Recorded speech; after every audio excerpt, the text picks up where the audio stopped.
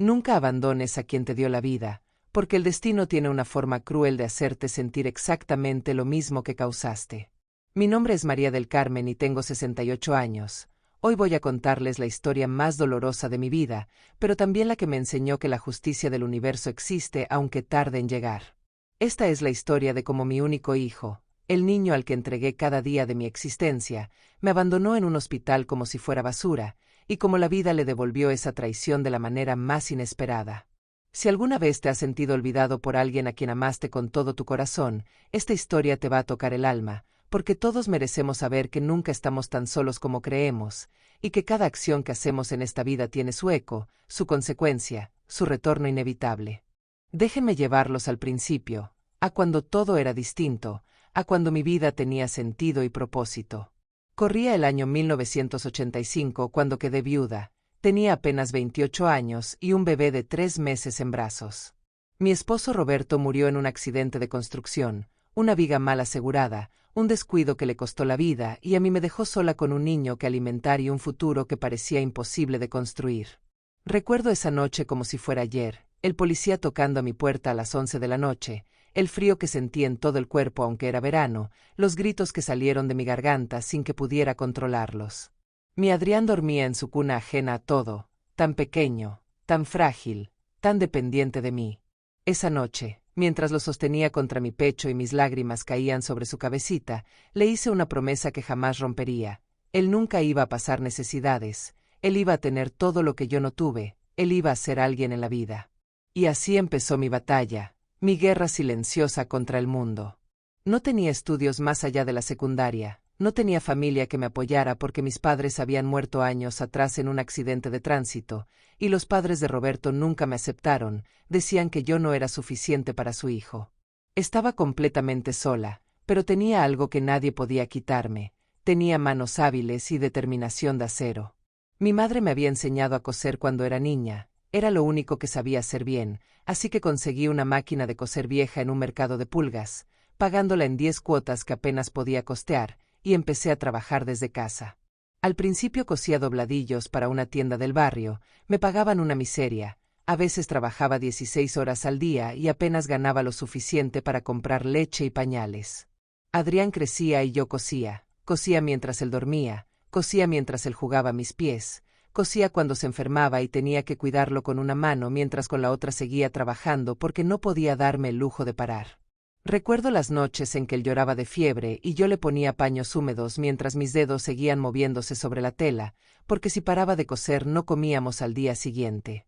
Viví años sin dormir más de 4 horas, años en los que mi cuerpo se convirtió en una máquina automática que funcionaba por pura voluntad. Pero lo hacía con amor, cada puntada que daba era un te quiero silencioso, cada noche sin dormir era una inversión en su futuro. Cuando Adrián cumplió 6 años y entró a la escuela, las cosas se pusieron más duras porque necesitaba uniformes, útiles, dinero para las actividades. Yo seguía cosiendo, había conseguido más clientes, ahora hacía arreglos para 3 tiendas diferentes y también tomaba trabajos particulares, vestidos de quinceañera, trajes de novias, cualquier cosa que me diera unos pesos extra. Mis manos estaban siempre hinchadas, llenas de pinchazos de aguja, con las yemas de los dedos endurecidas por años de presionar la tela. Pero cuando veía a mi niño llegar de la escuela con sus cuadernos limpios y sus zapatos nuevos, todo valía la pena. La primaria pasó rápido. Adrián era un buen estudiante, sacaba buenas calificaciones y yo me sentía orgullosa. Los maestros me decían que era inteligente, que tenía potencial, que podría llegar lejos si seguía estudiando. Esas palabras se convirtieron en mi combustible, en la razón por la que seguía adelante cuando el cuerpo me pedía a gritos que parara. Empecé a ahorrar cada centavo que podía para su educación futura, guardaba el dinero en una lata vieja escondida debajo de mi cama, monedas y billetes arrugados que representaban comidas que no hice, ropa que no me compré, placeres que nunca me di. La secundaria llegó y con ella nuevos gastos, pero también nuevos sueños. Adrián empezó a hablar de ir a la universidad, de estudiar administración de empresas, de tener su propia compañía algún día. Yo lo escuchaba embelesada, imaginando ese futuro brillante que él describía, ese mundo de oficinas elegantes y trajes caros que estaba tan lejos de nuestra realidad, pero que yo estaba decidida a darle. Trabajé más duro que nunca, Conseguí un trabajo adicional limpiando casas los fines de semana, me levantaba a las 5 de la mañana y no paraba hasta medianoche. Mi cuerpo empezaba a resentirse, tenía dolores en la espalda que me hacían llorar en silencio mientras cosía, pero no me importaba, todo era por él. Pero algo empezó a cambiar en Adrián cuando llegó a la preparatoria. Comenzó a avergonzarse de mí, de nuestra casa humilde, de mi trabajo. Recuerdo el día en que me lo dijo por primera vez. Tenía 15 años y acababa de hacerse amigo de chicos de familias adineradas. Me pidió que no fuera a recogerlo a la escuela, que le daba pena que sus amigos me vieran con mi ropa gastada y mis manos de costurera. Esas palabras me dolieron más que cualquier aguja que se hubiera clavado en mis dedos, pero me dije que era normal, que todos los adolescentes pasan por esa etapa, que se le pasaría. No se le pasó, empeoró. Empezó a mentirles a sus amigos sobre lo que yo hacía, les decía que era diseñadora de modas, no costurera, que teníamos más dinero del que realmente teníamos. Me pedía cosas que no podíamos pagar, ropa de marca, un celular nuevo cada año, salidas caras con sus amigos. Yo me partía el lomo para darle lo que pedía porque no quería que se sintiera menos que los demás. Vendí las pocas joyas que me quedaban de mi madre, empeñé la alianza de matrimonio que juré nunca quitarme, todo para que él pudiera tener lo que sus amigos tenían. La universidad llegó y con ella la mayor prueba de mi vida. Adrián quería estudiar en una universidad privada cara, muy cara, imposiblemente cara para alguien como yo. Pero le dije que sí, que encontraríamos la manera. Pedí préstamos, trabajé 3 empleos a la vez, cosía de madrugada, limpiaba casas de día, y los fines de semana vendía tamales en la calle. Tenía 50 años y mi cuerpo estaba destruido, pero no me importaba, él estaba en la universidad, estaba construyendo su futuro, todo mi sacrificio estaba dando frutos. Durante esos 4 años de universidad, Adrián venía cada vez menos a casa. Decía que tenía que estudiar, que tenía proyectos, que tenía compromisos. Cuando venía, era frío conmigo, me hablaba con impaciencia, se molestaba si le pedía que me ayudara con algo. Yo me decía que estaba estresado por los estudios, que era temporal, que cuando se graduara todo volvería a ser como antes. Me aferraba a esa esperanza como un náufrago a un trozo de madera. Se graduó con honores, conseguí un trabajo en una empresa importante, un trabajo con buen sueldo y posibilidades de crecimiento. Yo estaba tan orgullosa, mi niño lo había logrado, todo mi sacrificio había valido la pena. En la graduación, lo vi subir al escenario a recibir su diploma y lloré de felicidad. Pensé que ese era el momento más feliz de mi vida. No sabía que también marcaría el principio del fin. Después de la graduación, Adrián se mudó a un departamento en una zona elegante de la ciudad. Me dijo que necesitaba estar cerca de su trabajo, que era más práctico.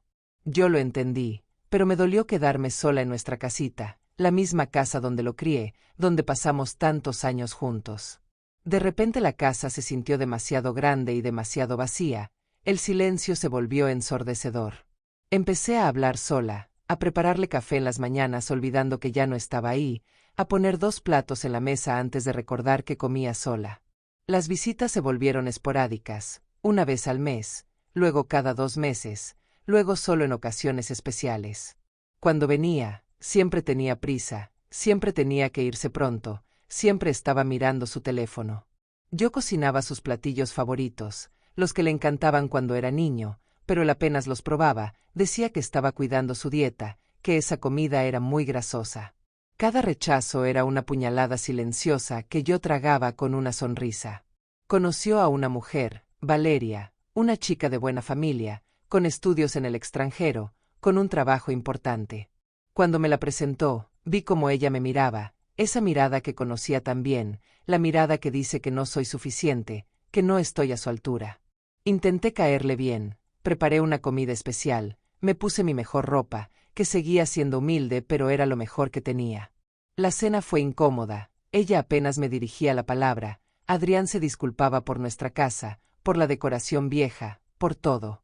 Esa noche, después de que se fueron, lloré hasta quedarme dormida. Los meses pasaron y mi salud empezó a deteriorarse. Tenía 65 años y mi cuerpo finalmente estaba cobrando la factura de décadas de trabajo excesivo y descuido. Empecé a tener mareos, dolores en el pecho, me cansaba con facilidad. Fui al doctor del centro de salud comunitario, el único que podía pagar, y me dijeron que tenía la presión alta, problemas de corazón, que necesitaba medicamentos caros que no podía costear. Seguí trabajando, aunque ahora cada puntada era un esfuerzo, cada movimiento me dejaba sin aliento. No le dije nada a Adrián, no quería preocuparlo, no quería ser una carga. Pero una vez, cuando vino de visita, me vio tomando pastillas y me preguntó qué tenía. Le resté importancia, le dije que eran solo vitaminas, que estaba bien. Él no insistió, se fue rápido como siempre, tenía una cena de negocios. Yo me quedé sola con mi enfermedad y mi silencio. Las cosas empeoraron, los mareos se volvieron más frecuentes, los dolores más intensos. Una mañana me desmayé en la cocina, me desperté en el suelo sin saber cuánto tiempo había estado ahí. Llamé a Adrián asustada, le conté lo que había pasado. Por primera vez en mucho tiempo, escuché preocupación en su voz. Me dijo que iría a verme, que me llevaría al hospital. Sentí un alivio inmenso. Pensé que finalmente mi hijo estaba volviendo a mí, que todavía le importaba. Llegó esa tarde, pero no venía solo, venía con Valeria. Me ayudaron a subir al auto. Yo estaba débil, apenas podía caminar. Durante el trayecto al hospital, escuché partes de su conversación. Hablaban en voz baja, pero alcanzaba a oír fragmentos. Valeria decía algo sobre planes para el fin de semana, sobre un viaje que querían hacer, sobre lo mucho que les molestaría cancelarlo. Algo en mi interior se encogió, pero me dije que estaba imaginando cosas, que el miedo me hacía escuchar lo que no era. Llegamos al hospital, un lugar grande y frío, lleno de gente enferma y desesperada. Adrián me ayudó a entrar. Me sostuvo del brazo mientras caminábamos hacia el mostrador de admisiones. Yo me aferraba a él, no solo físicamente sino emocionalmente, pensando que finalmente estábamos teniendo ese momento de cercanía que tanto había anhelado.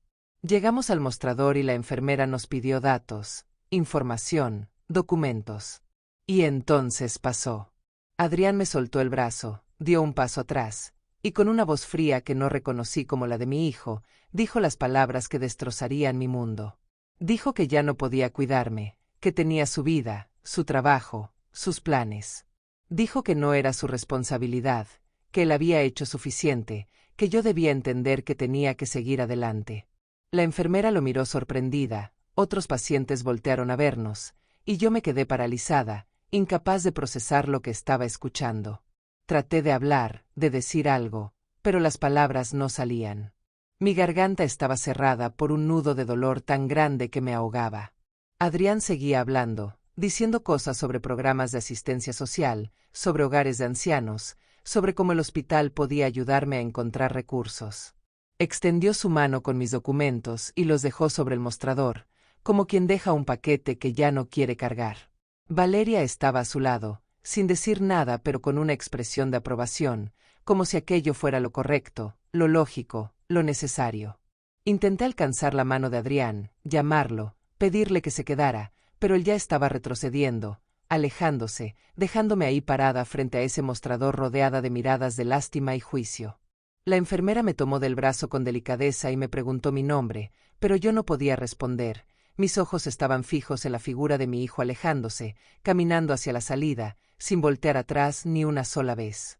Fue Valeria quien se volvió un momento, no hacia mí sino hacia Adrián, y le dijo algo al oído que lo hizo sonreír. Esa sonrisa fue lo último que vi antes de que desaparecieran por las puertas automáticas del hospital. Me desmayé ahí mismo, frente al mostrador. Desperté en una camilla en el área de urgencias, con suero en el brazo y un monitor pitando junto a mí. Una enfermera joven, la misma que había presenciado todo, me miraba con compasión. Me preguntó si había alguien a quien pudiera llamar, algún familiar, algún amigo. Negué con la cabeza, no había nadie, nunca había tenido tiempo de hacer amigos, mi vida entera había girado en torno a Adrián. Me asignaron una cama en una sala compartida, un espacio con 4 camas separadas por cortinas delgadas. Las otras 3 camas estaban ocupadas por mujeres mayores como yo, cada una con sus propios dolores y sus propias historias. Durante las siguientes horas, vi cómo sus familias llegaban a visitarlas, hijos que traían flores, nietos que traían dibujos, esposos que sostenían manos arrugadas con ternura. Y yo estaba ahí, sola en mi cama, sin flores, sin visitas, sin nadie. La noche cayó sobre el hospital y con ella llegó el silencio, roto solo por los pitidos de las máquinas y los gemidos ocasionales de dolor. Yo no podía dormir, mi mente estaba atrapada en un ciclo interminable de recuerdos. Recordaba a Adrián bebé, sus primeros pasos dados hacia mis brazos extendidos, su primera palabra que fue mamá, sus risas cuando lo hacía cosquillas, sus abrazos apretados cuando tenía miedo de la oscuridad. Recordaba al niño de primaria que venía corriendo de la escuela para enseñarme sus buenas calificaciones, que me ayudaba a enrollar los hilos de colores, que me decía que yo era la mejor mamá del mundo. Recordaba también los cumpleaños que celebramos solos, solo él y yo, con pasteles hechos en casa y regalos envueltos en papel periódico porque no podía comprar papel de regalo. Recordaba las noches en que lo arrullaba cuando tenía pesadillas, cantándole canciones que mi madre me había cantado a mí. Recordaba cada abrazo, cada te quiero murmurado contra mi cuello, cada promesa de que nunca me dejaría sola. Y ahora estaba aquí, abandonada como un objeto que ya no sirve, descartada como la ropa vieja que yo cosía para otros. El dolor en mi pecho esa noche no era solo físico, era un dolor del alma, de ese lugar profundo donde guardamos nuestras peores heridas. Me preguntaba una y otra vez dónde había fallado, en qué momento había perdido a mi hijo, qué había hecho mal para merecer esto. Revisaba mentalmente cada decisión que había tomado, cada sacrificio que había hecho, buscando el error, el momento en que todo se torció. Pero no lo encontraba, yo solo había hecho lo que cualquier madre haría, amar incondicionalmente, dar todo, pedir nada a cambio. Las lágrimas caían silenciosas por mis mejillas, empapando la almohada áspera del hospital. Traté de llorar en silencio para no molestar a las otras pacientes, pero el dolor era tan grande que a veces se escapaban sollozos que no podía controlar. La señora de la cama de al lado, una mujer de unos 70 años con el cabello completamente blanco, me escuchó y extendió su mano hacia mí por debajo de la cortina que nos separaba. No dijo nada, solo sostuvo mi mano en la oscuridad, y ese gesto de una extraña me dio más consuelo que todos los años de esfuerzo invertidos en mi hijo. Mientras tanto, en algún lugar de la ciudad, Adrián salía del hospital con Valeria. Subieron a su auto, un sedán nuevo y elegante que había comprado con su primer gran bono en el trabajo. Valeria le preguntó cómo se sentía y él respondió con una risa ligera, casi aliviada, diciendo que se sentía liberado. Dijo que llevaba años cargando con esa responsabilidad, que era hora de vivir su vida sin ataduras.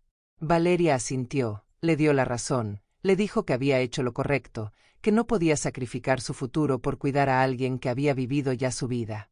Decidieron ir a cenar para celebrar, eligieron un restaurante elegante en el centro de la ciudad, uno de esos lugares donde una cena cuesta lo que yo ganaba en una semana de trabajo. Pidieron vino caro, platos elaborados con nombres en francés que yo ni siquiera podría pronunciar.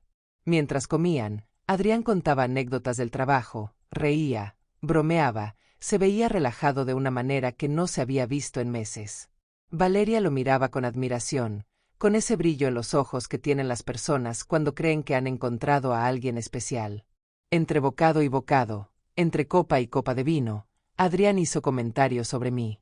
Dijo que yo siempre había sido demasiado dependiente, demasiado demandante de atención, que nunca había entendido que él tenía su propia vida.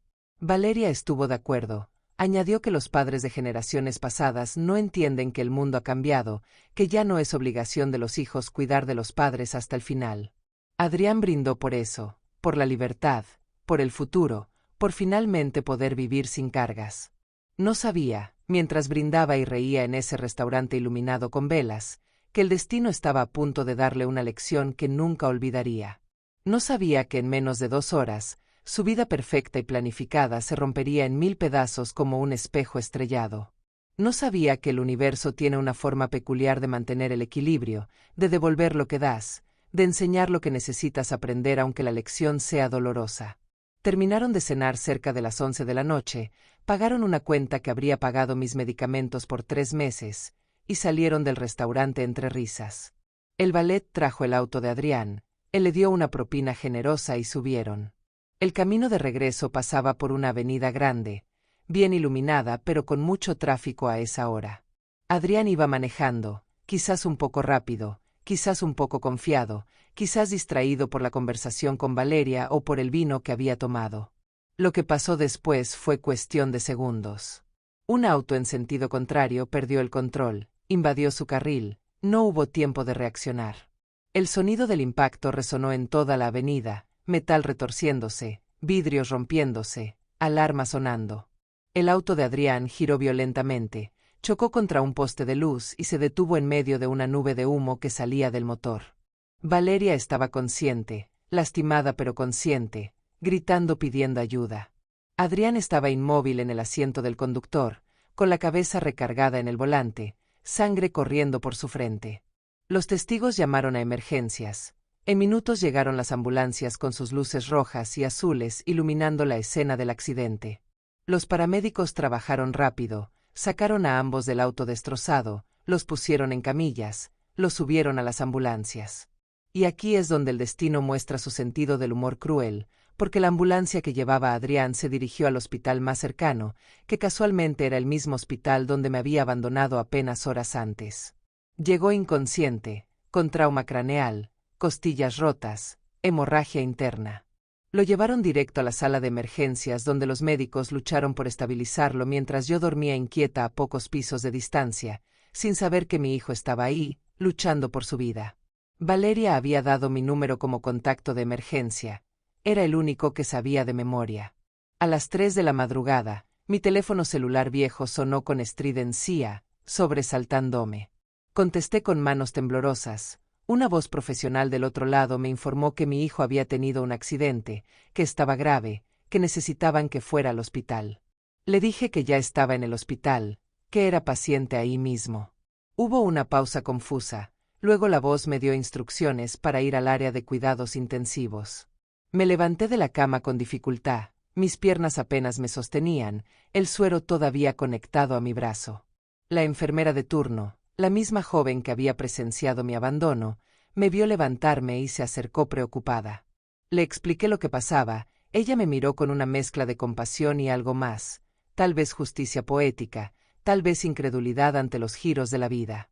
Me ayudó a desconectar el suero temporalmente, me consiguió una bata para cubrir mi camisón de hospital, y me acompañó hasta el elevador. El trayecto hasta cuidados intensivos fue el más largo de mi vida.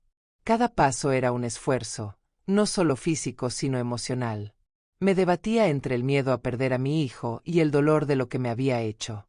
Una parte de mí quería correr a verlo, la otra parte quería darle la espalda como él me la había dado a mí. Pero soy madre, y las madres no pueden darle la espalda a sus hijos sin importar cuánto dolor causen, es algo que está grabado en lo más profundo de nuestro ser, un instinto que no se puede apagar aunque queramos. Llegué a la entrada de la UCI, un lugar frío e impersonal con puertas de vidrio y luces fluorescentes que hacían todo ver más deprimente. Una enfermera me detuvo, me explicó que Adrián estaba grave, que había sufrido un trauma severo, que los próximos días serían críticos. Me preguntó si era su única familiar, si había alguien más a quien llamar. Negué con la cabeza, siempre habíamos sido solo él y yo, y ahora más que nunca esa realidad se sentía como una condena. Me dejaron pasar. Me guiaron por un pasillo lleno de máquinas y monitores hasta una cama donde yacía mi hijo. No lo reconocí al principio, su cara estaba hinchada, cubierta de moretones, tenía un tubo en la garganta conectado a un respirador artificial. Su cabeza estaba vendada, sus brazos llenos de cables y agujas. El pitido constante del monitor cardíaco era lo único que indicaba que seguía vivo. Me acerqué despacio, cada paso requería toda mi fuerza de voluntad. Me senté en la silla junto a su cama, esa silla incómoda de plástico donde tantas personas han velado a sus seres queridos. Y lo miré, realmente lo miré, quizás por primera vez en años. Vi al hombre que se había convertido, tan diferente del niño que yo había criado, pero también vi a ese niño en sus facciones, en la forma de sus manos, en el pequeño lunar que tenía en el cuello desde que nació. El dolor en mi pecho se intensificó, pero no por mi enfermedad, sino por la contradicción de sentimientos que me desgarraban. Estaba furiosa con él, dolida hasta lo más profundo, pero también aterrada de perderlo. Es extraño cómo el amor de madre funciona, cómo puede coexistir con el dolor más grande. Me preguntaba si él, si sobrevivía, si despertaba, sentiría algo de arrepentimiento, si finalmente entendería lo que me había hecho.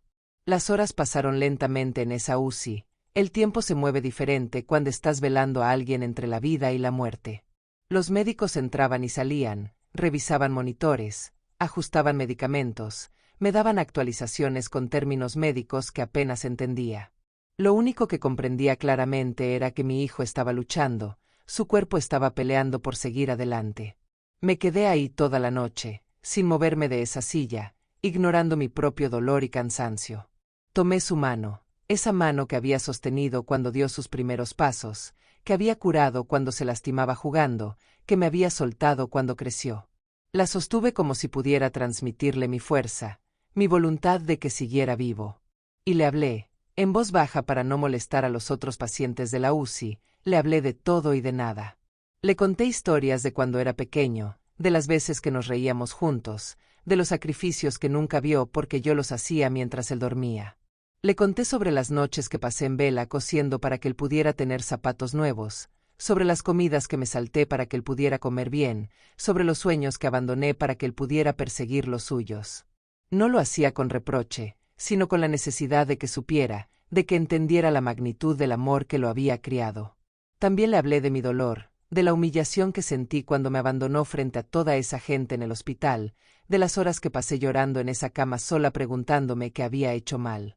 Le dije que lo amaba, pero que también estaba profundamente herida, que no sabía si podría perdonarlo, pero que estaba ahí porque las madres no abandonan, ni siquiera cuando les rompen el corazón en pedazos.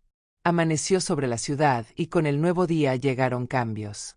Los médicos hicieron sus rondas matutinas y uno de ellos, un hombre mayor con cara amable, se sentó a mi lado y me explicó que Adrián estaba estable, que había pasado la noche crítica, que era una buena señal. Me dijo que probablemente despertaría en las próximas horas, que cuando lo hiciera estaría confundido, posiblemente asustado. Me preguntó si yo estaba lista para estar ahí cuando abriera los ojos. Le dije que no sabía si estaba lista, pero que estaría ahí de todas formas. Fueron las 12 del mediodía cuando Adrián empezó a despertar. Primero fueron movimientos pequeños, un dedo que se contraía, un párpado que temblaba. Luego sus ojos comenzaron a abrirse lentamente, peleando contra las luces brillantes de la UCI.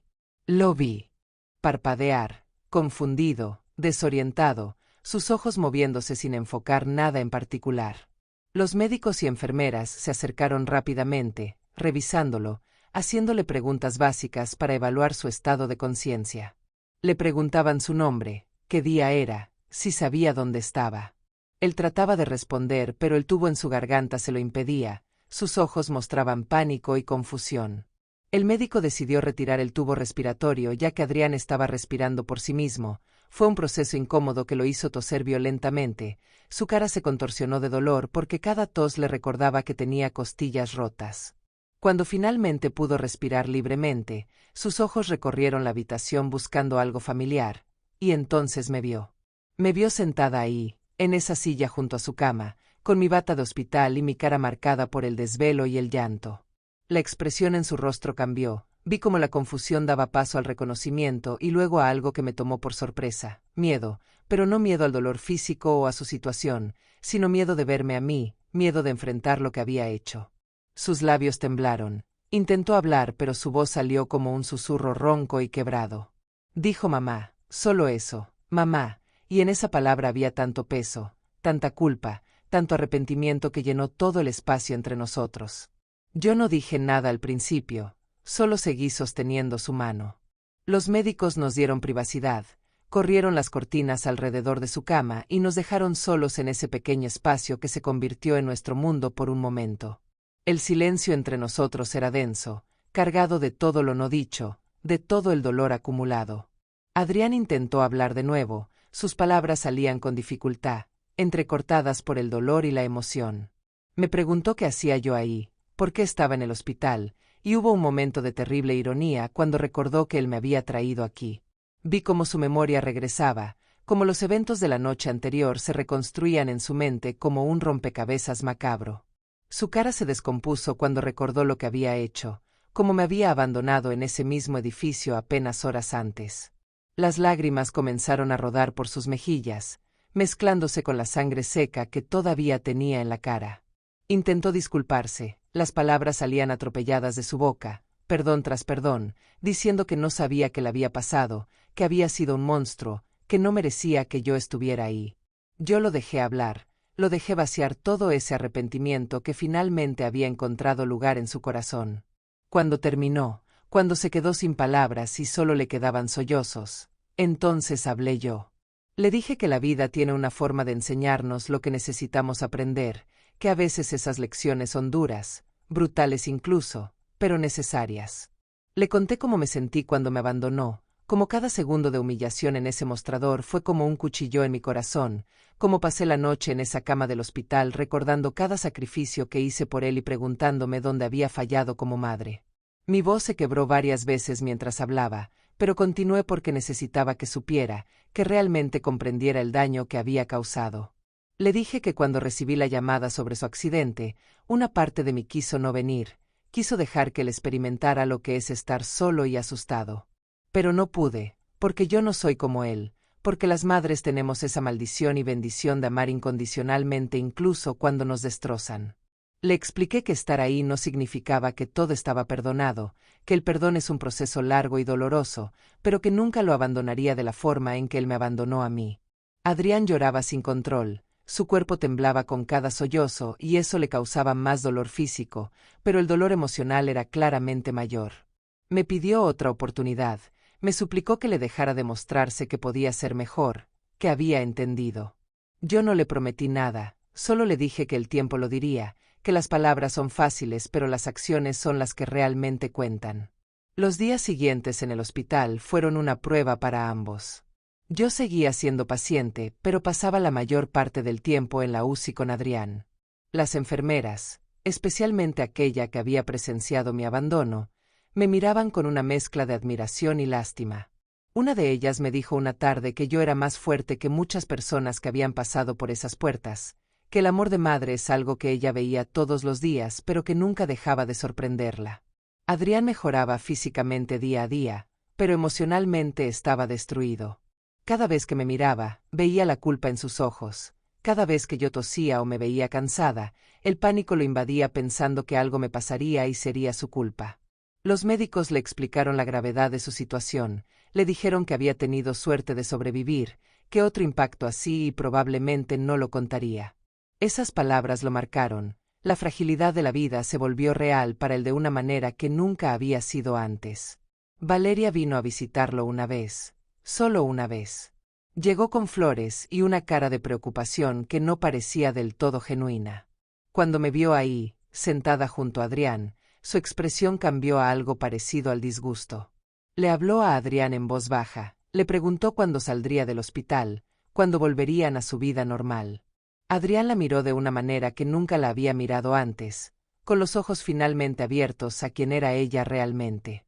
Le dijo que nada volvería a ser normal, que su perspectiva de la vida había cambiado por completo. Valeria insistió, le recordó sus planes, sus sueños, su futuro juntos. Pero Adrián negó con la cabeza y le dijo algo que me sorprendió tanto como a ella. Le dijo que había estado viviendo una mentira, persiguiendo cosas que no importaban mientras abandonaba lo único que realmente tenía valor. Valeria no lo tomó bien, dejó las flores sobre la mesa con un golpe seco y se fue diciendo que cuando entrara en razón, que la llamara. No volvió, y honestamente, ninguno de los dos la extrañó. Una semana después del accidente, los médicos decidieron que Adrián estaba lo suficientemente estable para ser trasladado a una habitación regular. Yo también recibí el alta médica ese mismo día, mi presión estaba controlada con medicamentos y los médicos me dieron instrucciones estrictas de cuidarme, de no hacer esfuerzos, de tomar mis pastillas religiosamente. Adrián insistió en que nos quedáramos en su departamento cuando saliéramos del hospital, dijo que necesitaba cuidarme, que era su turno de hacerlo. Acepté, no porque confiara completamente en él todavía, sino porque vi algo genuino en sus ojos, algo que no había visto en años, remordimiento real y un deseo auténtico de cambiar. Nos fuimos del hospital juntos, él en una silla de ruedas porque todavía no podía caminar bien, y yo sosteniéndome de su hombro mientras el personal nos despedía. La enfermera joven que nos había visto en nuestro peor momento nos vio salir juntos y sonrió, me guiñó un ojo como diciéndome que a veces los milagros sí ocurren. El departamento de Adrián era todo lo que yo imaginaba, moderno, elegante, lleno de cosas caras y tecnología que yo no entendía. Se sentía frío a pesar de toda su decoración sofisticada, era un lugar para vivir pero no un hogar, le faltaba ese calor que solo se consigue cuando un espacio es llenado con amor y recuerdos. Adrián me mostró la habitación de huéspedes donde me quedaría, era más grande que mi sala y cocina juntas en mi casita, tenía su propio baño y una cama enorme que parecía una nube. Los primeros días fueron incómodos, dos personas que necesitan tiempo para sanar tanto física como emocionalmente, tratando de coexistir en un espacio que se sentía demasiado silencioso. Adrián no podía hacer mucho por su cuenta, necesitaba ayuda para caminar, para vestirse, para las cosas más básicas. Y yo, a pesar de mi propio dolor y debilidad, lo ayudaba, porque eso es lo que hacen las madres, incluso cuando sus corazones todavía están sangrando. Pero algo empezó a cambiar, lento pero real. Adrián comenzó a hacer preguntas que nunca había hecho, sobre mi vida, sobre mi infancia, sobre cómo fue cuando mi esposo murió y me quedé sola con él. Escuchaba realmente, no solo oía, sus ojos fijos en mí con una atención que no me había dado en décadas. Le conté historias que nunca compartí, sobre las noches que lloraba en silencio para que no me escuchara, sobre las veces que tuve que elegir entre comprar comida o pagar la luz, sobre los momentos en que casi me rendí pero seguí adelante por él. Cada historia parecía golpearlo como una piedra, su cara se contraía de dolor emocional con cada revelación. Una tarde, después de que le conté sobre la vez que vendí mi única joya valiosa, un anillo que había sido de mi abuela, para poder pagar su viaje de estudios en secundaria, él rompió a llorar tan fuerte que empezó a hiperventilar. Tuve que calmarlo, recordarle que respirara despacio, sostenerlo como cuando era niño y tenía pesadillas. Entre lágrimas me dijo que no recordaba ese viaje de estudios, que probablemente ni siquiera lo había disfrutado, y ahora sabía que le había costado algo irreemplazable. Le dije que ese era exactamente el punto, que los sacrificios de los padres a menudo pasan desapercibidos, que los hijos no pueden ver todo lo que se hace por ellos porque están ocupados siendo niños, y eso está bien, pero cuando crecen, cuando se convierten en adultos, tienen la responsabilidad de mirar atrás y reconocer, valorar, honrar esos sacrificios. Las semanas pasaron y la rutina se estableció. Adrián tenía que ir a terapia física 3 veces por semana para recuperar la movilidad completa en su pierna derecha que había sufrido el peor daño. Yo lo acompañaba siempre, me sentaba en la sala de espera con otros familiares y amigos de pacientes, todos con sus propias historias de accidentes y recuperaciones. Algunos me conocían de mi propia estadía en el hospital y me preguntaban cómo estaban las cosas con mi hijo, si habían mejorado. Les decía la verdad, que era un proceso, que el perdón no es algo que ocurre de la noche a la mañana, que estábamos trabajando en reconstruir lo que se había roto, pero que llevaba tiempo. Una señora mayor me dijo algo que se quedó conmigo, me dijo que el dolor compartido puede separar a las personas o puede unirlas de maneras más profundas que nunca, que dependía de nosotros elegir cuál sería nuestro camino.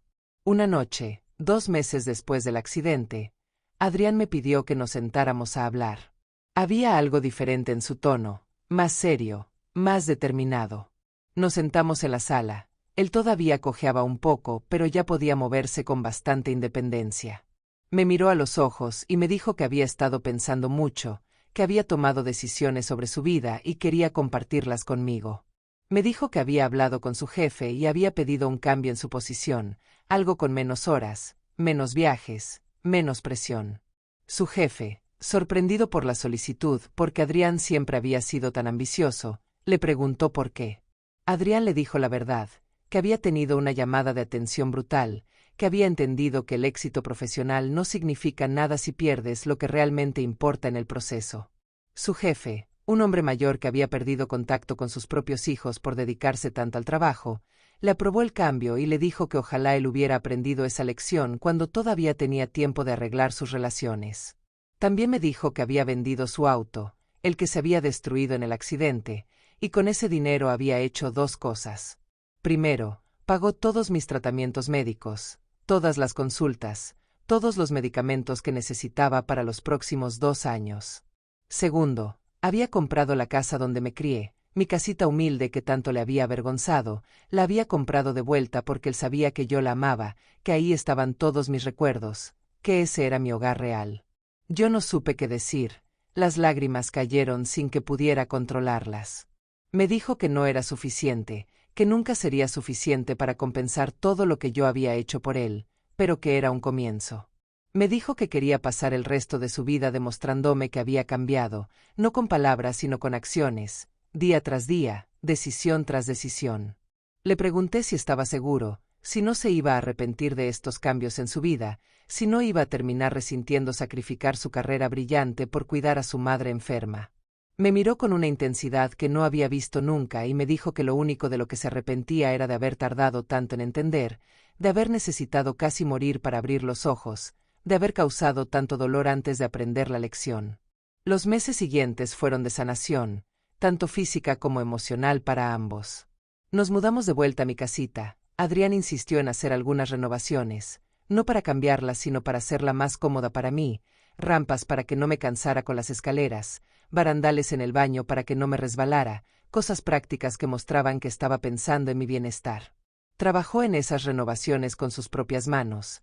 Aunque todavía le dolía el cuerpo, dijo que era importante para él hacerlo personalmente. Establecimos una rutina nueva, desayunábamos juntos todas las mañanas, él me llevaba a mis citas médicas, cocinábamos juntos en las noches, veíamos películas viejas que yo amaba aunque no fueran su estilo. Los fines de semana visitábamos el mercado, él cargaba las bolsas y me preguntaba qué se me antojaba cocinar. Eran cosas simples, cotidianas, pero cargadas de significado porque eran cosas que nunca habíamos hecho juntos cuando él era adulto. Una tarde, mientras yo cosía, porque a pesar de mi edad y mi enfermedad seguía amando ese oficio, Adrián se sentó a mi lado y me pidió que le enseñara. Le sorprendió su petición.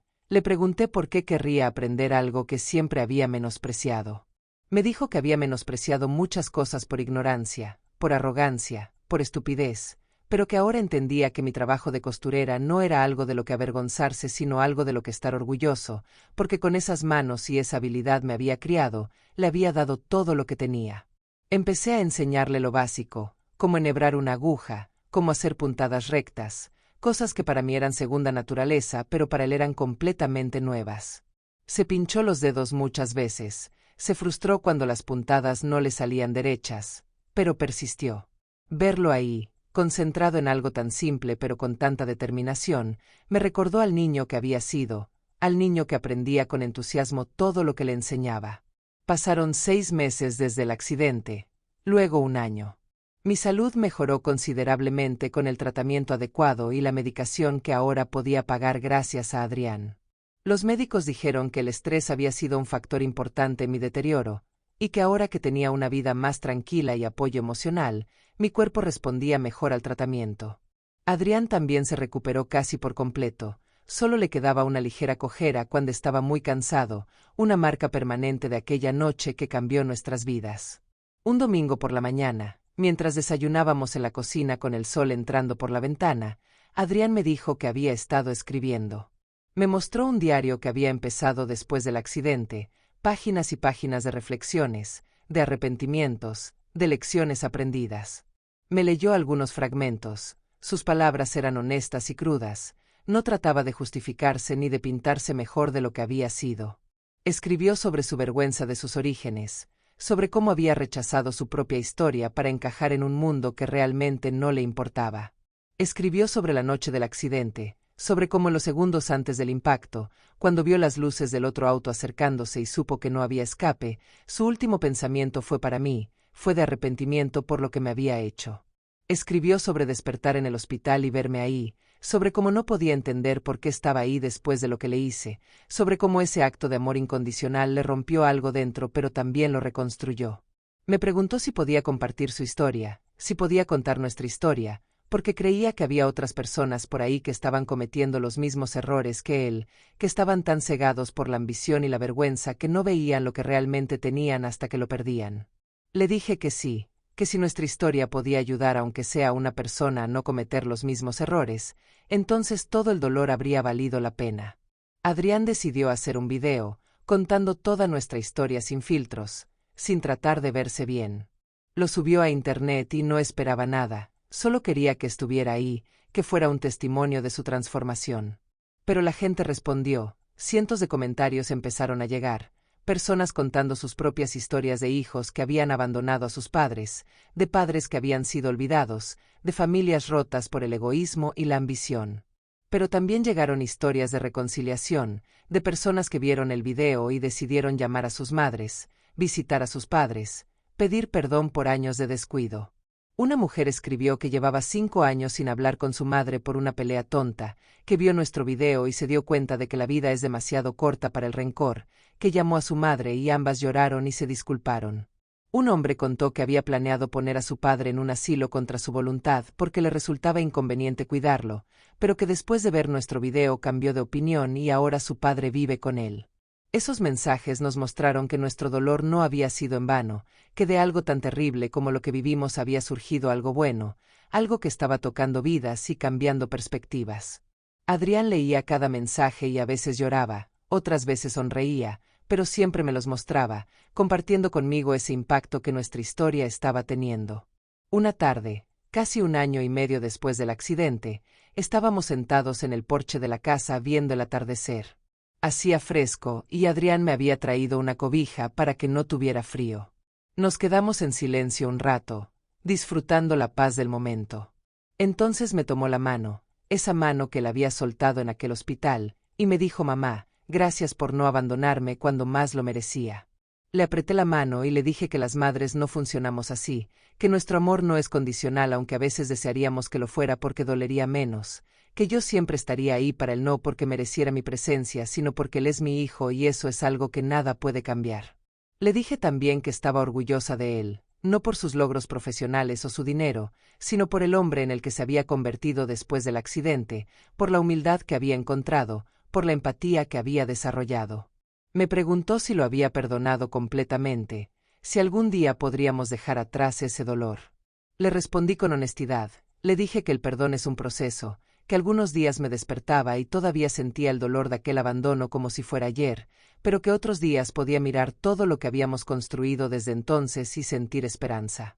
Le dije que creo que nunca olvidaré completamente lo que pasó, que esa cicatriz siempre estará ahí, pero que las cicatrices son prueba de que sanamos, de que sobrevivimos, de que fuimos más fuertes que nuestras heridas. Los meses siguieron pasando, las estaciones cambiaron, la vida continuó su curso. Adrián seguía trabajando, pero con un equilibrio que nunca había tenido antes. Llegaba a casa a tiempo para la cena, se tomaba los fines de semana libres, rechazaba proyectos que requerirían sacrificar tiempo familiar. Sus colegas notaron el cambio, algunos la admiraban, otros pensaban que había perdido su ambición, pero a él no le importaba lo que pensaran, había encontrado algo más valioso que su aprobación. En mi cumpleaños número 70, Adrián organizó una pequeña celebración, solo nosotros dos porque realmente no teníamos más familia cercana. Cocinó él mismo mi platillo favorito, puso la mesa con flores frescas del mercado, y después de la cena me dio un regalo. Era una caja de madera tallada a mano, hermosa y detallada. Cuando la abrí, encontré algo que me hizo llorar de inmediato. Era el anillo de mi abuela, el que había vendido años atrás para pagar su viaje de estudios. Me explicó que había pasado meses buscándolo, rastreando la casa de empeño donde lo vendí, siguiendo su rastro a través de diferentes dueños hasta finalmente encontrarlo en la colección de un anticuario. Le había costado mucho más de lo que recibí cuando lo vendí, pero dijo que no había precio que pudiera ponerle a devolverme algo que significaba tanto. Cuando me lo puso en el dedo, mis manos temblaban tanto que él tuvo que sostenerlas firmes. Ese gesto significó más para mí que cualquier disculpa verbal, porque mostró que él realmente entendía ahora el peso de los sacrificios, que valoraba lo que había perdido para darle a él. Esa noche, mientras me quedaba dormida con ese anillo en mi dedo, sentí que finalmente había recuperado a mi hijo, no al niño que había criado, sino a un hombre mejor, más sabio, más humano que ese niño jamás habría sido sin pasar por el fuego de esa experiencia. Ahora, mientras cuento esta historia, han pasado 2 años desde aquel terrible día en el hospital. 2 años de sanación, de reconstrucción, de aprendizaje mutuo. Mi salud es estable. Los médicos dicen que si sigo cuidándome puedo tener muchos años más. Adrián está bien, exitoso en su trabajo pero de una manera equilibrada, feliz de una forma que nunca fue cuando tenía todo lo material pero nada de lo que realmente importa. ¿Es nuestra relación perfecta ahora? No, todavía hay momentos difíciles, Todavía hay días en que el pasado nos visita y trae dolor. Pero hemos aprendido a navegar esos momentos juntos, a hablar de nuestros sentimientos, a no dejar que el resentimiento se acumule. Hemos aprendido que el amor no es solo un sentimiento, sino una decisión que se toma todos los días, una decisión de estar presente, de valorar, de cuidar. La historia de Adrián y mía no es única, sé que hay miles, quizás millones de familias que pasan por conflictos similares, hijos que se alejan de sus padres, padres que son olvidados en su vejez. Nuestra historia tuvo un giro dramático que forzó una reconciliación, pero no todos tienen ese momento de claridad brutal. Por eso me pareció importante compartirla, para que sirva de espejo, de advertencia, de esperanza. A los hijos que están leyendo esto, que tal vez han empezado a alejarse de sus padres porque les avergüenzan o porque están muy ocupados con sus propias vidas, déjenme decirles algo desde el corazón de una madre que estuvo a punto de perderlo todo. Sus padres no van a estar ahí para siempre, el tiempo que tienen con ellos es limitado y una vez que se va no vuelve. No esperen a que un accidente o una enfermedad terminal les haga valorar lo que tienen, no esperen a que sea demasiado tarde para decir las palabras que necesitan decir, para hacer las cosas que necesitan hacer. Sus padres no son perfectos, ningún padre lo es, todos cometemos errores al criar a nuestros hijos. Pero la mayoría de nosotros lo hicimos lo mejor que pudimos con lo que teníamos, con los recursos, el conocimiento y las circunstancias que teníamos en ese momento.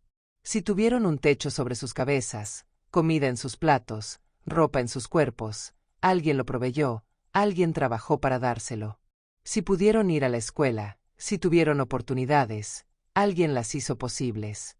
No den por sentado esos sacrificios solo porque no los vieron, solo porque sus padres no les dieron un recibo detallando cada cosa que hicieron por ustedes.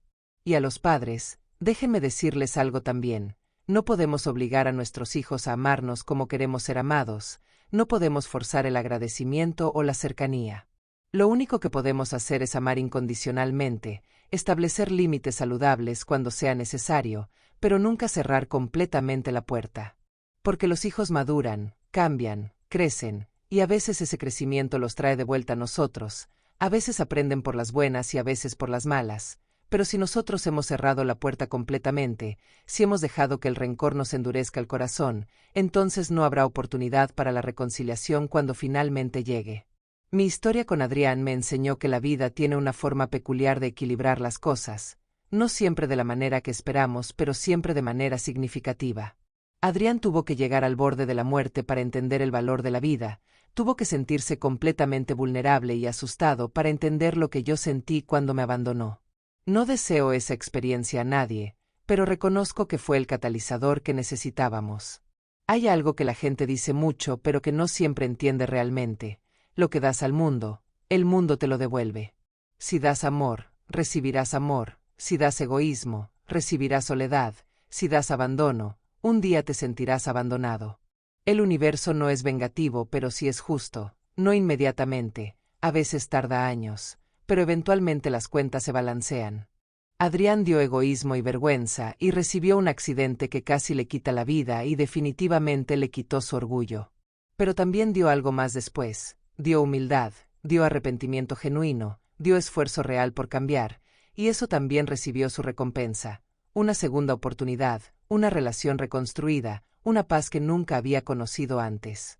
Y yo, a pesar de todo el dolor que viví, también recibí algo. Recibí a mi hijo de vuelta, no al hijo que esperaba tener cuando era bebé, sino a un hijo mejor, más profundo, más real. Recibí la satisfacción de saber que mi amor incondicional, aunque me costó lágrimas y dolor, eventualmente rompió las barreras que él había construido. Recibí la confirmación de que hacer lo correcto, incluso cuando es lo más difícil, eventualmente trae frutos.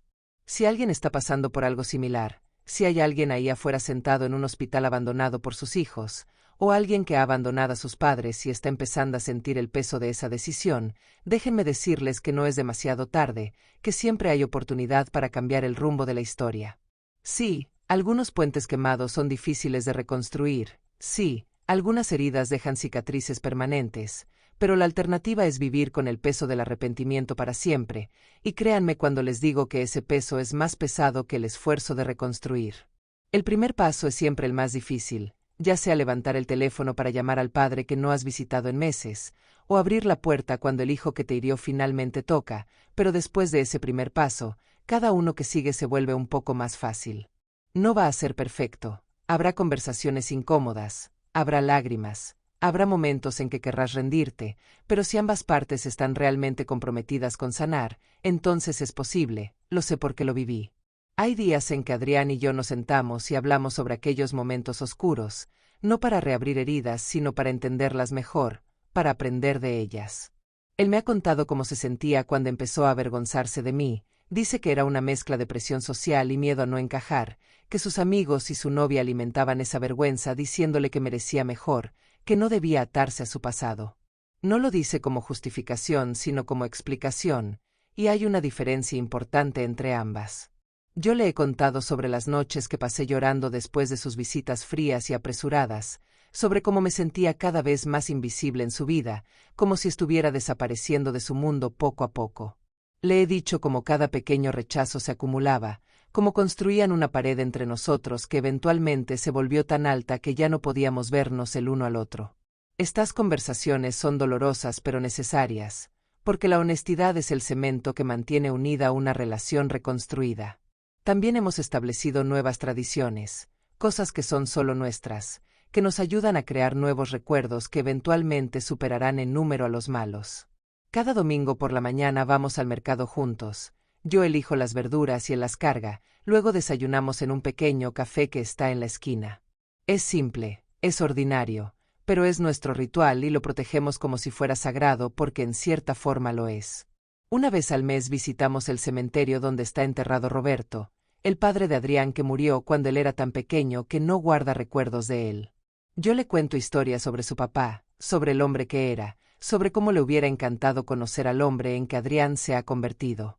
Adrián se sienta junto a la tumba y le habla a su padre, le cuenta sobre su vida, sobre sus errores, sobre su redención. A veces llora, otras veces sonríe, pero siempre siento que esas visitas lo conectan con algo más grande que él mismo, con la continuidad de la familia, con el peso de las decisiones que tomamos. También hemos empezado a trabajar como voluntarios en un centro comunitario para adultos mayores, ayudando a personas que están solas, que no tienen familia o cuya familia los ha olvidado. Adrián pasa tiempo con ellos, escucha sus historias, les hace compañía, y yo puedo ver cómo cada historia que escucha lo transforma un poco más. Hay un señor de 83 años que no recibe visitas desde hace 5 años. Sus 3 hijos viven en la misma ciudad, pero están demasiado ocupados para verlo. Adrián lo visita cada semana sin falta, y el señor lo llama su hijo adoptivo, sonríe de una manera que rompe y sana el corazón al mismo tiempo. Estas experiencias nos han enseñado que nuestro dolor no es único, que hay una epidemia silenciosa de soledad en los adultos mayores, de hijos que están tan absortos en sus propias vidas que olvidan que sus padres están envejeciendo, que el tiempo se está acabando. Cada historia que escuchamos es un espejo de lo que pudo haber sido nuestro futuro si las cosas no hubieran cambiado, y eso mantiene a Adrián humilde, consciente de lo cerca que estuvo de convertirse en uno de esos hijos que nunca vuelven. He notado cambios en Adrián que van más allá de su relación conmigo, es más amable con los meseros en los restaurantes, más paciente con la gente en el tráfico, más generoso con su tiempo y recursos. Me contó que uno de sus compañeros de trabajo estaba pasando por un momento difícil con su madre enferma, y en lugar de juzgarlo o pensar que no era profesional traer problemas personales al trabajo, Adrián se ofreció a cubrirlo para que pudiera tomar tiempo libre. Le compartió nuestra historia y su compañero lloró en su oficina. Le agradeció no solo por cubrirlo, sino por recordarle que era lo verdaderamente importante. Esa es la cosa sobre las lecciones aprendidas de forma dura, cuando realmente las aprendes, cuando realmente las integras en quien eres, no puedes evitar que se derramen en todas las áreas de tu vida. Adrián no solo se convirtió en un mejor hijo, se convirtió en una mejor persona en general, más empático, más consciente, más humano. Y verlo cambiar así, ver cómo algo tan terrible produjo algo tan hermoso, me ha ayudado a encontrarle sentido a todo el dolor. No voy a mentir y decir que todo es perfecto ahora, que no hay días difíciles o momentos de tensión. A veces Adrián trabaja demasiado y tengo que recordarle que se cuide. A veces yo me pongo demasiado protectora y él tiene que recordarme gentilmente que es un adulto que puede cuidar de sí mismo. Tenemos nuestros desacuerdos sobre cosas pequeñas, qué programa ver en la tele, cómo decorar la sala, si deberíamos adoptar un perro o no. Pero esos desacuerdos son normales, son saludables, son señales de una relación viva y real, no de una relación perfecta e irreal. La perfección es una ilusión de todas formas. Es algo que perseguimos pero que nunca alcanzamos porque la vida es desordenada, las personas son complicadas, las relaciones requieren trabajo constante. Lo que tenemos ahora Adrián y yo no es perfecto pero es genuino, está construido sobre la base de dolor superado y lecciones aprendidas, y eso lo hace más fuerte que si nunca hubiéramos tenido problemas. Hay momentos en que me pregunto qué hubiera pasado si el accidente nunca hubiera ocurrido, si Adrián habría continuado alejándose hasta que ya no hubiera forma de regresar, si yo habría muerto sola en ese hospital o en mi casita sin nadie que sostuviera mi mano. Son pensamientos oscuros pero realistas, porque la trayectoria en la que estábamos no iba a ningún lugar bueno. El accidente, por terrible que fue un regalo disfrazado, fue la intervención del universo cuando todo lo demás había fallado. No sugiero que la gente necesite casi morir para aprender a valorar a sus familias, pero sí digo que a veces necesitamos sacudidas fuertes para despertarnos de las rutinas destructivas en las que caemos. Para algunos es un accidente, para otros es una enfermedad, para otros es simplemente un momento de claridad donde se ven en el espejo y no les gusta la persona que ven. Lo importante no es que te despiertas, sino qué haces una vez que estás despierto. Adrián me dijo una vez que el momento en que realmente cambió, el momento en que supo que no podía seguir siendo quien había sido, fue cuando despertó en ese hospital y me vio ahí después de haberme abandonado. Dijo que en ese momento entendió lo que era el amor incondicional de verdad, no como concepto abstracto sino como acción concreta, como decisión de estar presente incluso cuando cada fibra de tu ser querría alejarse. Dijo que se dio cuenta de que él nunca había amado a nadie de esa forma, que siempre había sido condicional, basado en que podían darle las personas, y que se sintió avergonzado de su pobreza emocional. Esa vergüenza, la vergüenza real de verse como realmente era, fue el catalizador para el cambio verdadero. No la vergüenza que sentía de mí y de nuestro origen humilde, que era vergüenza falsa basada en valores superficiales, sino la vergüenza de reconocer que había fallado como ser humano en las cosas más básicas y fundamentales. Hay una diferencia entre sentirse mal porque te atraparon haciendo algo malo, y sentirse mal porque genuinamente te das cuenta de que has causado daño. Lo primero es sobre ti, lo segundo es sobre la persona que lastimaste. Hemos hablado mucho sobre esto, sobre la diferencia entre el remordimiento genuino y la culpa superficial. El remordimiento genuino te cambia, te hace querer ser diferente, te impulsa a hacer las reparaciones necesarias no porque esperes algo a cambio sino porque es lo correcto. La culpa superficial solo busca alivio, busca perdón rápido para poder seguir adelante sin tener que cambiar realmente. Adrián tuvo remordimiento genuino, y yo pude verlo en sus acciones consistentes a lo largo del tiempo, no solo en sus palabras inmediatas después del accidente. Otro aspecto importante de nuestra sanación ha sido aprender a comunicarnos de verdad, no solo intercambiar información sino compartir sentimientos, miedos, esperanzas. Durante años nuestra comunicación fue superficial. Él me llamaba de vez en cuando para cumplir con su obligación filial, me preguntaba cómo estaba y yo decía que bien aunque no fuera verdad, hablábamos por 5 minutos sobre nada importante y luego colgábamos. Ahora nuestras conversaciones son profundas, reales, a veces incómodas pero siempre honestas. Aprendimos que la comunicación honesta requiere vulnerabilidad, y la vulnerabilidad requiere confianza, y la confianza requiere tiempo y consistencia para reconstruirse después de que ha sido rota. No podíamos simplemente decidir confiar el uno en el otro de nuevo, tuvimos que construir esa confianza ladrillo por ladrillo, conversación por conversación, acción por acción. Cada vez que Adrián decía que haría algo y lo hacía, era un ladrillo. Cada vez que yo expresaba mis sentimientos y él los escuchaba sin ponerse defensivo, era otro ladrillo. Lentamente, pacientemente, construimos una nueva base. También tuvimos que aprender a perdonarnos a nosotros mismos, no solo el uno al otro. Adrián tuvo que perdonarse por ser quien había sido, por las decisiones que tomó, por el dolor que causó. Cargaba con tanta culpa que a veces lo paralizaba, y yo tuve que ayudarlo a entender que el autocastigo constante no ayuda a nadie, que el verdadero camino es aceptar lo que hiciste, aprender de ello, y comprometerte a ser mejor sin quedarte atascado en el pasado. Y yo tuve que perdonarme también, Perdonarme por no haber establecido límites más saludables cuando Adrián empezó a tratarme mal, por haber permitido tanto por miedo a perderlo, por no haber tenido conversaciones difíciles cuando era el momento. No fue mi culpa que él me tratara así, él es responsable de sus acciones, pero yo también tenía mi parte de responsabilidad en la dinámica que se creó. Aprendí que amar incondicionalmente no significa aceptar cualquier trato, que puedes amar a alguien y aún así esperar ser tratada con respeto. Estos son matices difíciles de navegar, la línea entre amor incondicional y permitir abuso, entre perdonar y olvidar que hubo daño. No hay respuestas fáciles, cada situación es diferente, cada relación tiene sus propias complejidades. Lo que funcionó para nosotros puede no funcionar para otros, pero lo que creo que es universal es la necesidad de honestidad, de trabajo real, de tiempo y paciencia. Una de las preguntas que más recibimos cuando compartimos nuestra historia es cuánto tiempo tomó realmente sanar, y la respuesta honesta es que todavía estamos sanando, que probablemente siempre estaremos sanando de alguna forma. La sanación no es un destino al que llegas y ya está, es un proceso continuo, especialmente cuando las heridas fueron tan profundas.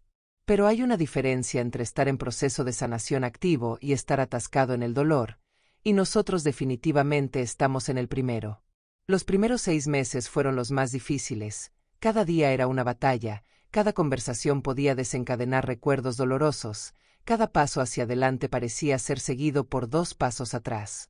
Pero después de esos primeros 6 meses, las cosas empezaron a fluir un poco más fácilmente, los buenos días empezaron a superar en número a los malos, las sonrisas genuinas empezaron a aparecer con más frecuencia. Al año, podíamos mirar atrás y ver claramente cuánto habíamos progresado, podíamos tener conversaciones sobre el pasado sin que nos destruyeran emocionalmente. Ahora, 2 años después, estamos en un lugar donde el pasado es parte de nuestra historia, pero no define nuestro presente. Podemos hablar de aquella noche en el hospital con tristeza, pero también con perspectiva. Podemos reconocer el dolor que causó, pero también el crecimiento que eventualmente produjo. No celebramos lo que pasó, nunca lo celebraremos, pero podemos reconocer que fuimos transformados por ello de maneras que necesitábamos ser transformados. Adrián a veces pregunta qué habría pasado si hubiera despertado antes, si hubiera valorado lo que tenía antes de casi perderlo. Le digo que no hay respuesta a esos que pasaría así, que solo nos atormentan sin ofrecer nada útil. Lo que importa es que despertó eventualmente, que eligió cambiar cuando tuvo la oportunidad, que no dejó que el orgullo o la terquedad lo alejaran de hacer lo correcto. Hay muchas personas que tienen momentos de claridad, pero que no actúan en consecuencia, que ven lo que necesitan cambiar, pero que eligen la comodidad de quedarse igual. Él no hizo eso, y eso es lo que cuenta. Me pregunto a veces si yo hice lo correcto al estar ahí para él después de lo que me hizo, si algunos dirían que debía haber sido más dura, que debía haberlo dejado experimentar las consecuencias completas de sus acciones. Pero la verdad es que las consecuencias no siempre tienen que ser punitivas para ser efectivas. A veces la consecuencia más poderosa es ver amor donde esperabas odio, ver misericordia donde esperabas venganza. Eso desafía tus suposiciones sobre cómo funciona el mundo de una manera que el castigo nunca podría hacer. Si yo lo hubiera rechazado, si lo hubiera dejado solo en ese hospital, él habría aprendido que el mundo es cruel y que la gente te abandona cuando ya no eres útil. Habría confirmado su visión cínica de las relaciones humanas. Pero al estar ahí, al mostrarle que el amor verdadero persiste incluso cuando es difícil, le enseñé algo completamente diferente, le mostré un modelo de amor que él nunca había conocido realmente, y ese modelo lo transformó más profundamente que cualquier castigo habría podido hacer. No estoy diciendo que mi manera sea la única manera o la mejor manera para todas las situaciones. Hay circunstancias donde alejarse es lo más saludable y necesario. Lo que digo es que en nuestra situación específica, mi decisión de quedarme abrió la puerta para algo hermoso que de otra manera nunca habría existido. Y no me arrepiento de esa decisión, ni siquiera en los momentos más difíciles de la reconstrucción. Hay algo que quiero decir específicamente a las madres que puedan estar escuchando esto, a las madres que se han sacrificado tanto y que sienten que sus hijos no lo valoran, que se están preguntando si valió la pena todo ese esfuerzo. Déjenme decirles que su amor no es desperdiciado incluso si no es reconocido inmediatamente, que las semillas que plantaron en los corazones de sus hijos eventualmente crecerán incluso si toma tiempo. No todos los hijos tienen su momento de despertar, es verdad, y no todas las historias tienen finales felices como la nuestra, pero eso no significa que su amor fue en vano. El amor que dan a sus hijos los forma de maneras que ni ustedes ni ellos pueden ver completamente, se convierte en parte de quienes son incluso si lo rechazan temporalmente. Y si nunca reciben el reconocimiento o el agradecimiento que merecen, sepan que ustedes hicieron lo correcto de todas formas, que ser madre es el trabajo más difícil y más subvalorado del mundo, y que el universo ve su sacrificio incluso si sus hijos no lo ven todavía. Y a los hijos, les digo que no esperen hasta que sea demasiado tarde, que no asuman que siempre habrá tiempo después. La muerte no espera a que estés listo, no espera a que finalmente tengas tiempo, no espera a que resuelvas tus asuntos pendientes. Llega cuando quiere y se lleva oportunidades que nunca recuperarás, palabras que nunca dirás, abrazos que nunca darás. Si hay algo que necesitas decirle a tu madre o a tu padre, dilo ahora. Si hay algo que necesitas hacer, hazlo ahora, porque mañana es una promesa que nadie puede garantizar. Adrián tiene una foto en su teléfono que mira a menudo, es de nosotros dos en el hospital el día que ambos recibimos el alta, él en su silla de ruedas y yo de pie sosteniéndome de su hombro, ambos sonriendo a pesar de las vendas y los moretones, ambos sabiendo que teníamos un largo camino por delante pero dispuestos a recorrerlo juntos. Dice que mira esa foto cuando se siente tentado a caer en viejos patrones, cuando el trabajo amenaza con consumirlo de nuevo, cuando se encuentra justificando comportamientos egoístas. Esa foto es su ancla, su recordatorio de quien no quiere volver a ser nunca. Yo también tengo mis recordatorios. Guardo el brazalete del hospital que usé esa noche, ese pedazo de plástico con mi nombre y fecha de nacimiento que simboliza uno de los momentos más oscuros de mi vida. La gente me pregunta por qué lo guardo, por qué querría recordar algo tan doloroso. Les digo que lo guardo porque no quiero olvidar cómo se siente tocar fondo, no quiero olvidar el dolor porque ese dolor me hizo más fuerte, me enseñó que podía sobrevivir a cosas que pensé que me destruirían. Ese brazalete también me recuerda que del dolor más profundo puede surgir el crecimiento más significativo, que a veces tenemos que rompernos completamente para poder reconstruirnos de una manera más fuerte y sabia. No busqué ese dolor, nunca lo habría elegido, pero ahora que estoy del otro lado puedo ver cómo me transformó, cómo nos transformó a ambos, y puedo sentir gratitud incluso por las partes más difíciles. La vida es extraña de esa forma, como las peores cosas que nos pasan pueden eventualmente conducir a las mejores cosas, como los finales pueden ser principios disfrazados, como la oscuridad más profunda precede al amanecer más hermoso. No es que el dolor sea bueno en sí mismo, el dolor es terrible y nadie debería tener que soportar más del que ya tiene. Pero si ya has pasado por el dolor, si ya has caminado a través del fuego, entonces puedes elegir qué hacer con las cenizas, puedes elegir si te quedas en ellas o si las usas como fertilizante para algo nuevo. Nosotros elegimos construir algo nuevo, y cada día seguimos eligiendo eso. No es fácil, requiere esfuerzo consciente, requiere que nos presentemos el uno para el otro incluso en días cuando no nos sentimos con ganas. Requiere comunicación continua, perdón continuo, gracia continua. Pero vale la pena, vale cada momento difícil porque al otro lado está una relación que es real y profunda y valiosa de maneras que nuestra relación anterior nunca fue. A veces me pregunto qué les diría a mi yo más joven, a la María del Carmen de 28 años que acababa de quedarse viuda con un bebé en brazos, aterrada del futuro. Creo que le diría que va a ser increíblemente difícil, más difícil de lo que puede imaginar, que habrá noches en que querrá rendirse, momentos en que el dolor será casi insoportable. Pero también le diría que es más fuerte de lo que cree, que tiene reservas de fortaleza que ni siquiera sabe que posee, que lo va a lograr incluso cuando parezca imposible. Le diría que ame a su hijo con todo lo que tiene, pero que también establezca límites saludables, que le enseñe no solo a recibir amor sino también a darlo, que el sacrificio es noble pero que el martirio no le hace bien a nadie. Le diría que cuide de sí misma también, que una madre agotada y resentida no puede dar lo mejor a su hijo, que está bien pedir ayuda incluso cuando siente que no hay nadie que pueda dársela. Y le diría que habrá un momento muy oscuro, un momento en que sentirá que todo fue en vano, que todo el sacrificio no sirvió para nada. Pero que no se rinda en ese momento, que aguante un poco más, porque del otro lado de ese momento oscuro hay luz, hay sanación, hay un final que nunca esperó pero que es más hermoso precisamente porque fue ganado con tanto esfuerzo. No sé si mi yo más joven me creería, si podría ver más allá del miedo inmediato y el dolor para confiar en que las cosas eventualmente mejorarían. Pero espero que sí, Espero que encontraría consuelo en saber que no estaba sola, que millones de madres han caminado caminos similares y han sobrevivido, que la fortaleza está en ella incluso si no puedes sentirla todavía. Y a cualquiera que esté en ese lugar oscuro ahora, a cualquiera que se esté preguntando si puede continuar, si vale la pena seguir adelante, les digo que sí vale la pena, que el dolor que sienten no es permanente aunque se sienta así. Les digo que son más fuertes de lo que creen, que tienen la capacidad de superar esto incluso si no pueden ver cómo en este momento. Les digo que pidan ayuda si la necesitan, que no hay vergüenza en admitir que no pueden hacerlo solos, que todos necesitamos apoyo a veces. La historia de Adrián y mía no es solo nuestra historia, es la historia de todas las familias que se han roto y que están tratando de encontrar el camino de vuelta el uno hacia el otro. Es la historia de todos los que han perdido su camino y están buscando encontrarlo de nuevo. Es la historia del poder transformador del amor incondicional, del poder sanador del perdón, del poder redentor de las segundas oportunidades. No todas las historias terminan como la nuestra, y eso es algo que tengo que reconocer. No quiero dar falsas esperanzas a las personas que están pasando por situaciones similares.